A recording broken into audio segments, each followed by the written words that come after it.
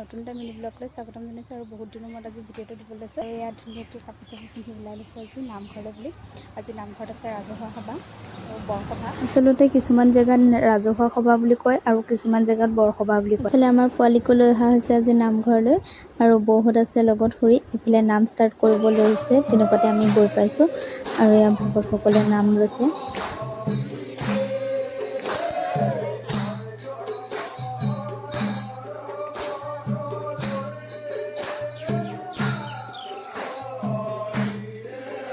আৰু ইফালে বহিছে আমাৰ গোপিনীসকল, মানে মাহঁতৰ দিহানামৰ গ্ৰুপটোৱে দিহানাম গাবলৈ বহিছে। আৰু মাক আপোনালোকে যিসকলে ভিডিঅ'ত আগতে দেখিছে তেওঁলোকেতো চিনি পাইছে।